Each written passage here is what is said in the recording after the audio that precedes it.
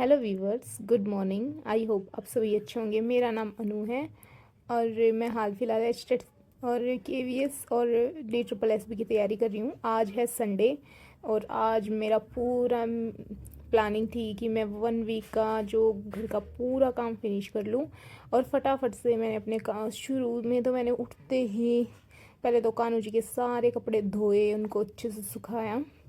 ठीक है, लड्डू गोपाल जी मेरे पास हैं, पूरे हफ्ते के जो कपड़े उनके अलग अलग पहनाती हूँ तो वो रखे हुए थे, मैंने उनको धोया सुखाया। आफ्टर दैट मैंने घर की डीप क्लीनिंग की बिल्कुल अच्छे से, जो भी अलमारी होती हैं, जितना भी जो भी काम होता है वो सब किया। फिर मैंने थोड़ा हेयर केयर किया आज अपना। आफ्टर दैट मैंने पूरा हफ्ता जो भी मेरे बेटे ने किया है वो देखा कि मतलब उसने क्या किया है। फिर नाश्ता खाना वाना बनाना, अदर वर्क जो भी होते हैं मतलब, और ये सब करते करते टाइम हो गया था लगभग 2 बजे का। ठीक है, और मैं पूरा हफ्ते का उसका देख रही थी, मैंने उसके टेस्ट वगैरह लिए। और क्योंकि यही है ना कि अगर आप अपने आप को आगे इम्प्रूव कर रहे हो तो आपको बच्चे को भी देखना होता है कि वो खुद को इम्प्रूव कर रहा है कि नहीं। और अगर आप उन पे ध्यान नहीं देते हो ना तो मतलब कहीं ना कहीं वही है, बचपन है तो उनको भी ऐसे लगने लग जाता क्या ज़रूरी हैं चीज़ें। ठीक है, तो इसलिए बच्चों का ध्यान रखना भी बहुत ज़्यादा ज़रूरी है। वो ट्यूशन वगैरह भी नहीं जाता और अब तो वो स्कूल भी नहीं जा रहा है, उसकी छुट्टियां हो रखी हैं। और अब से तो उसकी परमानेंट मतलब 10 दिन की ऑटम ब्रेक हो गया है, तो अब तो क्लासेस लगती थी वो भी नहीं लगेंगी, तो बिल्कुल ही मतलब घर पे ही है परमानेंट।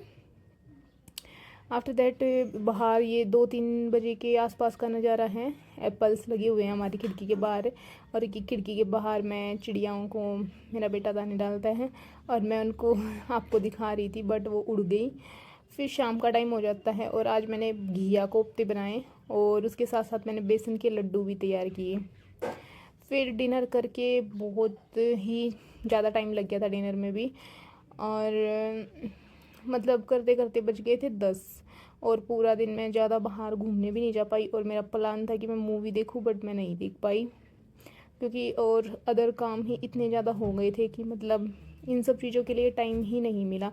और कहीं ना कहीं ठीक है, अगर आप अपने फैमिली को टाइम दे रहे हो, उनके लिए कुछ कर पा रहे हो तो कोई नहीं। अगर आप मतलब ये है कि थोड़ा सा अगर सेल्फ केयर कर रहे हो, ठीक है। और मुझे घर के काम करना बहुत ज़्यादा अच्छा लगता है, तो मैं को वो करके बहुत ज़्यादा सेटिस्फेक्शन मिलता है, तो मैं बहुत खुश रहती हूँ।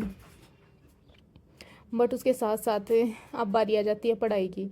अब ये तो नहीं है कि पूरा दिन सब कुछ हो गया है और हमारी जो पढ़ाई है और जो प्लानिंग है वो ना हो। सबसे पहले आपने देखा कि मैंने पिछले पूरे वीक का आपको प्लान दिखाया कि मेरी 42 आवर्स हैं वो स्टडी हुई है।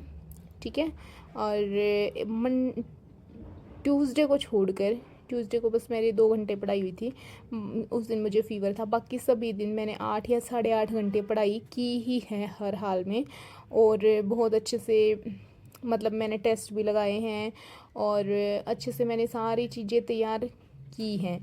ठीक है, और अब मैं आ गई थी अपने नेक्स्ट वीक के रूटीन पे, तो मंडे से सैटरडे के रूटीन पे। तो अब की बार मैंने जीएस में टॉपिक लिया है मॉडर्न इंडिया का। ठीक है, क्योंकि मेरी मेडिवल तो कंप्लीट हो गई है सारी की सारी, और बस उसका तो यही है कि कभी कभी जैसे सैटरडे संडे को रिवीजन कर लो। ठीक है, इसके साथ मैंने आज करंट का भी पूरे वीक का रिवीजन किया था। फिर मैंने अपना करंट का तो यही है कि आपको डेली लिखनी भी है, आगे की और पीछे का भी यही है, 1-2 दिन का रिवाइज करते रहना है। ठीक है, आफ्टर दैट मैंने ग्रामर की प्रैक्टिस क्लास प्लस रिवीजन का, और मैंने सबके आगे 6 बॉक्स बना दिए थे ताकि मतलब मैं डेली टिक कर पाऊँ कि मैंने जो डेली है अपने टारगेट पूरे किए हैं कि नहीं, और हफ्ते के लास्ट में देख पाएँ कि मतलब कितना ज़्यादा जो टॉपिक हैं वो मैंने रेडी किए हैं। ठीक है, तो मैंने सभी के आगे अपने बॉक्स बना दिए थे 6। ठीक है, आफ्टर दैट मैंने अपना सब्जेक्ट मैथ उसकी प्रैक्टिस रीजनिंग सबके अपना जो भी है। अब की बार मेरा सब्जेक्ट में तो ये है, मैंने इंडियन लिटरेचर के नोट्स बनाए, उसको अच्छे से रिवाइज़ कर लूँगी। जो दलित और जो अदर जो एंशियंट राइटर हैं इंडिया के, उनको भी अच्छे से रिवाइज़ करूँगी। तो आप भी ऐसे ही अपनी प्लानिंग के साथ पढ़ते रहें, हंसते रहें, मुस्कुराते रहें और साथ मिल के मेहनत करेंगे तो कामयाब